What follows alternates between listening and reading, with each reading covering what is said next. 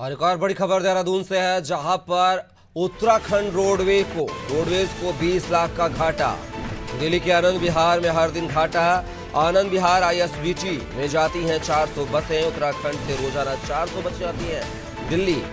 पहले project bus station में नहीं होती थी, पहले प्राइवेट बसें बस स्टेशन पर खड़ी नहीं होती थीं, लेकिन अब प्राइवेट बसें भी स्टेशन में खड़ी होती हैं। प्रदेश में रोजाना आनंद विहार बस अड्डा पहुंचती हैं 11 डिपो से 400 बसें। ज्यादा जानकारी के साथ सोनू सिंह उत्तराखंड के ब्यूरो हेड हमारे साथ बने हुए हैं। सोनू, बात किया तो उत्तराखंड रोडवेज को 20 लाख का घाटा लगा है। प्राइवेट बसों की वजह से यह घाटा माना जा रहा है क्या?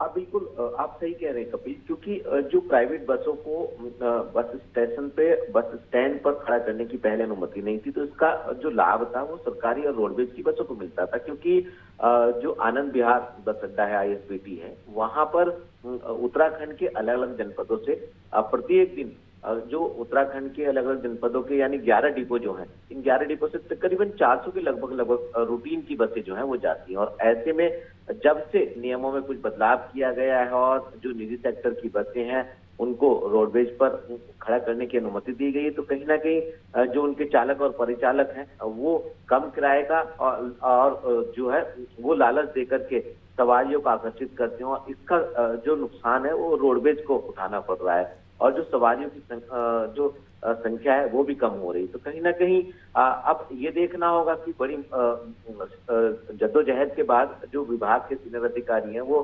परिवहन विभाग को घाटे से उभार करके लाए थे, और उस वक्त उनकी मुख्यमंत्री ने पीठ भी थपथपाई थी, क्योंकि विभाग के मंत्री के तौर पर जिम्मेदारी मुख्यमंत्री निर्वहन कर रहे हैं। और ऐसे में अब ये जो प्रत्येक दिन का घाटा हो रहा है प्राइवेट बसों को आईएसबीटी पर खड़ा करने की अनुमति के बाद, तो क्या नियमों में कुछ बदलाव किया जाएगा और किस तरह से इस घाटे की भरपाई की जाएगी, ये देखना होगा। और कब तक आखिर इस पूरे की पूरी व्यवस्था को व्यवस्थित कर लिया जाएगा, ये देखना होगा।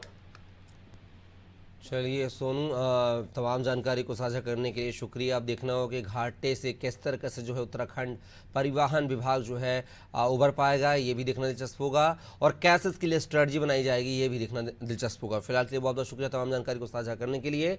तो खबर उत्तराखंड से थी, जहाँ पर लगातार जो है उत्तराखंड परिवहन निगम घाटे पर जा रहा है। प्राइवेट बस संचालकों को आईएसबीटी बस स्टैंड में बस खड़ी करने की परमिशन दी गई है, इसलिए वो कम किराए के चलते जो है सवारियों को ले जाते हैं, और सरकारी जो बसें होती हैं वो खड़ी रहती हैं, उनमें 2-4 सवारियां जो होती हैं रहती हैं, और इस वजह से जो है उत्तराखंड रोडवेज परिवहन जो अब घाटे के कगार पर खड़ा है।